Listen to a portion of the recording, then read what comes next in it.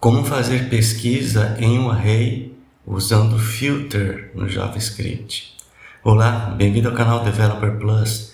Neste vídeo vou mostrar como fazer isso. E aqui na tela eu já tenho um exemplo para a gente aplicar na prática. Eu tenho aqui declarado um array chamado fruits e aqui eu tenho o nome de algumas frutas.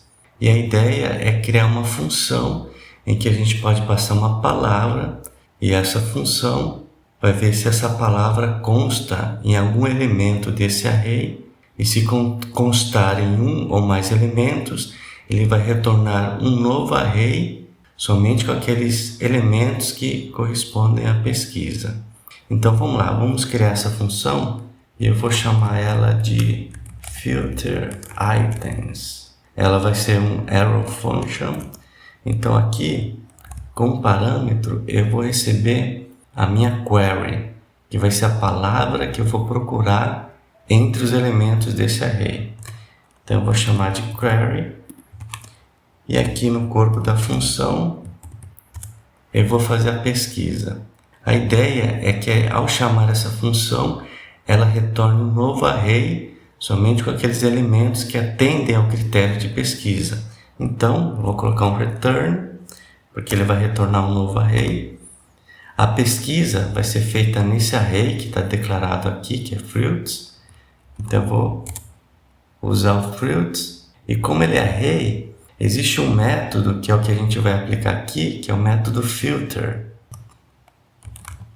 Filter. Pronto, esse método, ele recebe uma função. E essa função somos nós que vamos criar. Porque o método filter vai usar essa função para saber se o elemento que ele está procurando atende ao critério de pesquisa. Ele vai funcionar basicamente assim. Como aqui, nesse exemplo, eu tenho 5 elementos, então a função que eu declarar aqui dentro, ela vai ser chamada 5 vezes, uma para cada elemento. Ela vai ser chamada para abacaxi, para ver se atende ao critério de pesquisa. Depois vai ser chamada para o segundo elemento, que é banana, para o terceiro elemento, que é caju, e assim vai. Se atender ao critério de pesquisa, eu retorno true, então o método filter sabe que esse elemento deve fazer parte desse novo array que ele vai retornar. Então vamos lá declarar essa função que vai fazer essa pesquisa. Quando o método filter chamar a minha função, ele vai passar no parâmetro o primeiro elemento. Então, eu vou criar aqui o nome desse parâmetro, eu vou chamar de element. E aqui à direita eu coloco o corpo da minha função. Lembra que eu comentei, essa função que eu estou declarando vai ser chamada para cada elemento desse array. Então, se ele for chamar para o primeiro elemento, então aqui nessa variável vai constar abacaxi, né? E aqui no corpo da função, então eu vou usar element. Eu sei que ele tem a palavra abacaxi. E o que eu vou fazer? Como eu quero fazer uma comparação, eu vou garantir que o nome da fruta ela esteja em minúscula, né? E como eu faço isso? É só chamar o método toLowerCase. Para que serve esse método? Esse método ele converte todos os caracteres da string em minúscula. Então, ou seja, se abacaxi tivesse letras maiúsculas, o retorno aqui vai ser abacaxi tudo em letra minúscula, tá? Então, o retorno desse método é uma string. Então, eu posso encadear outro método, né? Que é o indexOf. Aqui, ó, indexOf. Esse método é o que nós vamos utilizar para saber se essa query, essa palavra que foi enviada, bate com essa string do nosso array. No parâmetro, eu vou passar query para ele comparar. E eu também vou transformar em minúscula, então também vou chamar o método toLowerCase. Ou seja, o elemento do array eu converto para minúscula e a palavra que eu estou pesquisando eu também converto para minúscula, por método indexOf poder fazer a comparação. E qual que é o retorno do método indexOf? Ele retorna a posição da string em que coincidiu com a palavra pesquisada, né? Por exemplo, se eu passei AB, então ele coincidiu na posição 0. Se eu passei I, 0, 1, 2, 3, 4, 5, 6, ele vai voltar à posição 6. Então, se ele achar a palavra pesquisada, essa substring, né, em alguma posição da string, ele vai passar a posição que vai ser maior ou igual a 0. Se ele não encontrar, ele vai retornar -1. Então, para eu saber se ele encontrou ou não, é só fazer uma comparação. Se for maior que -1, ele está retornando a posição, porque ele encontrou.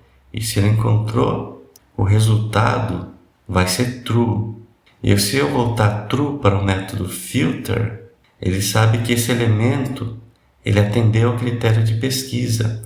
Então, no array novo que ele vai retornar, esse elemento vai fazer parte. E aí, o método filter vai fazer a mesma coisa para o segundo elemento.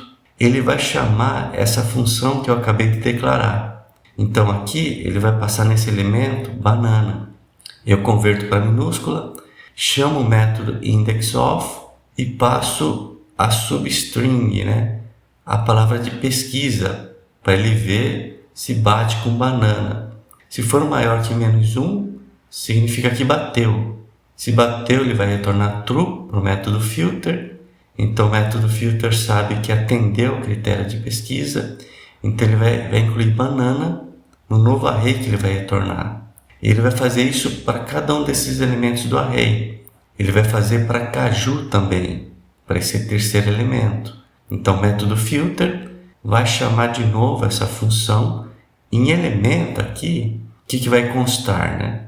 A fruta caju. Então, eu converto caju para minúscula, chamo o método indexOf para pesquisar a substring, a palavra que eu estou querendo encontrar. Converto também para minúscula para ele fazer a comparação. Se for maior que -1, significa que ele encontrou. Mas se for igual a -1, não atendeu o critério, então aqui vai ser false. Se for false, então o método filter sabe que caju não atendeu o critério de pesquisa, então ele não vai fazer parte do novo array que ele vai retornar quando ele terminar de percorrer todos os elementos. Então, se aqui tem 5 elementos, ele vai chamar essa função 5 vezes. Depois que ele pesquisou cada uma delas, esse método vai retornar um novo array.